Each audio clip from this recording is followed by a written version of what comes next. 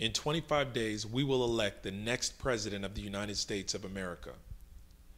I know that many of you have classified yourselves as undecided voters. You strongly desire the hope and change evident in Senator Barack Obama. However, hope is an abstract reality that at times is difficult to grasp. And change, though good, challenges you to leave your comfort zone. If you're like me, you are weary of the issues being lost in personal attacks, one-liners being the focus of the media, and even our conversations at the water cooler. I know that you desperately not only want to understand the symptoms, but the causes of the problems that plague us.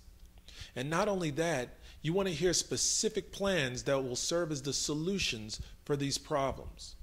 Well, for the next 25 days, that will be our area of concentration. Let's first deal with the economic crisis.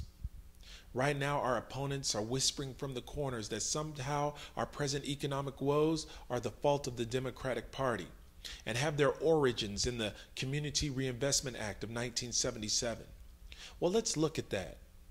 You see, before 1977, lending institutions and government entities regularly practiced a specific form of discrimination called redlining.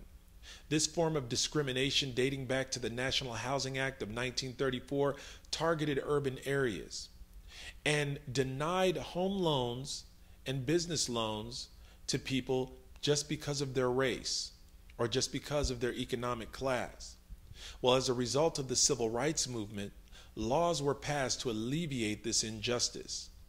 The Fair Housing Act of 1968, the Equal Credit Opportunity Act of 1974, the Mortgage Disclosure Act of 1975, and then the one in question, the Community Reinvestment Act of 1977. This law simply stated that lending institutions had to extend the same type of credit to equally qualified individuals, no matter what their race or economic class was. Now, they were not mandated to provide risky loans. In fact, they were encouraged to make sure that their loans were safe and secure to protect the integrity of the mortgage industry. Now, our present economic crisis, as you know, began with mortgage companies offering high-priced and predatory loans to individuals who could not afford them. When millions of them defaulted on these loans, the mortgage companies went bankrupt. Now, we will discuss more of that tomorrow.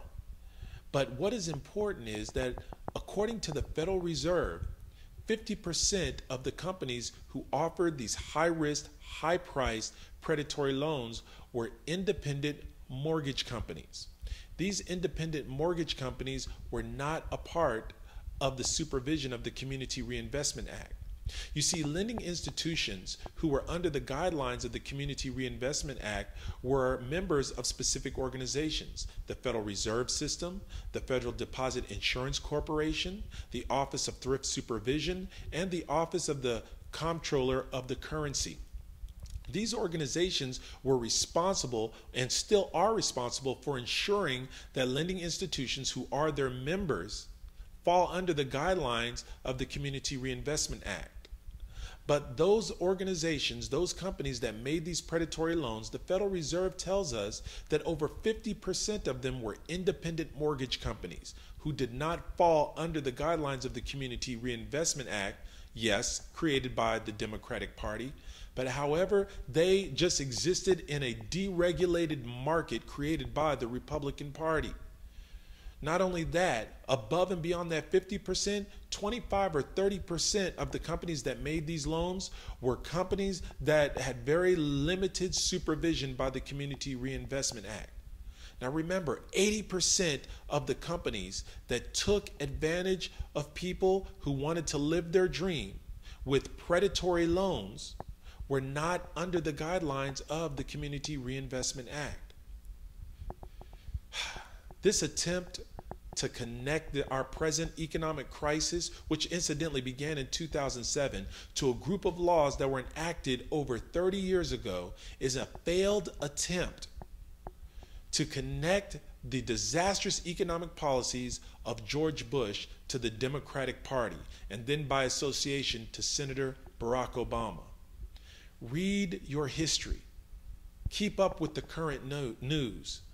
Understand who's truly at fault for our present economic crisis, and then understand who can bring us out of this crisis. I believe that person is Senator Barack Obama. Tomorrow, we're going to talk about how the housing crisis led to a near economic meltdown.